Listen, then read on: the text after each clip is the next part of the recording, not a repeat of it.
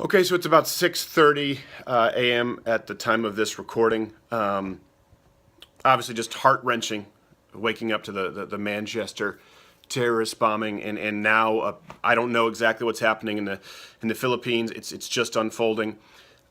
Just a pit in my stomach, and I know that outrage is easy, and you see it a lot on both sides, but particularly on the right with just the finger wagging and sort of false patriotism. And we're still going to write comedy tonight. We're still going to do what we can to try and create a show. But I think that whether it's journalism or outrage or even comedy, it serves no purpose if there isn't some kind of a seeking for truth. And I don't mean your truth. I don't mean finding a truth. I mean the truth. There's no living your truth. There's the truth.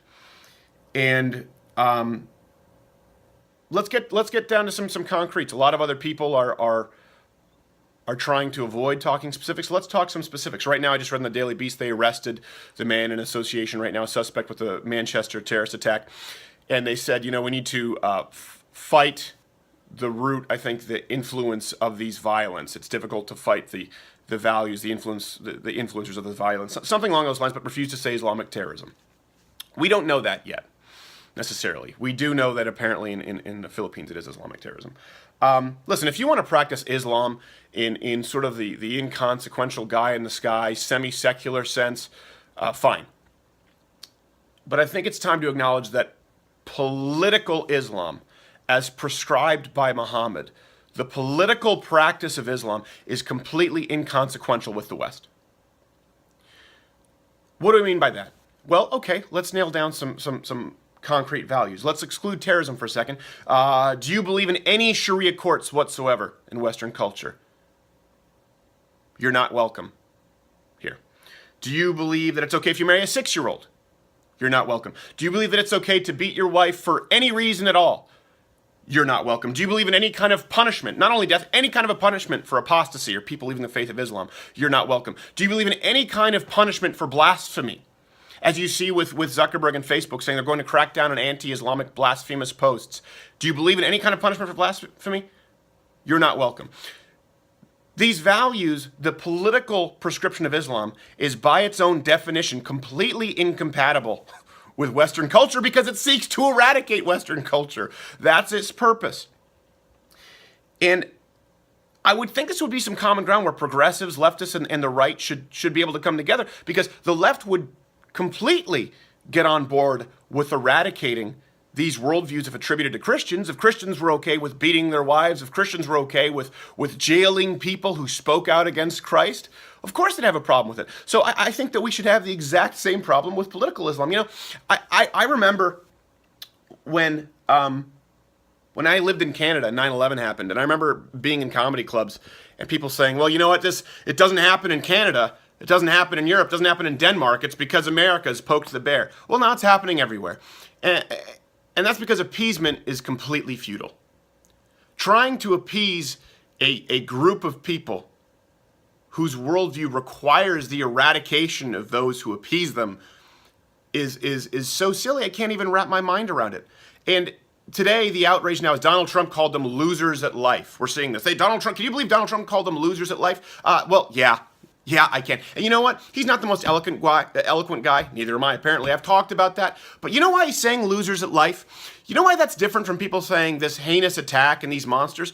Because he's trying to shame them. Because terrorists, because Islamic extremists can only be punished through shame. Shame is worse than death. That's why people have talked about bacon-tipped bullets or bacon grease, because they have a very physical worldview of heaven when they reach heaven's gates, and it would be shameful to be associated with the lowly pig. That's why everyone was so outraged at Abu Ghraib when, God forbid, American female soldiers stripped terrorists naked and had dogs barking at them while they laughed. Which, by the way, if I'm an American and I'm captured by ISIS, and what they do is have a woman laugh at me naked with a dog barking, I'll do a jig and thank the Lord above that I'm not being burned alive in a cage. So could he find a better way to express himself, the president? Sure, I would like to see him do so, hopefully in the hours that follow.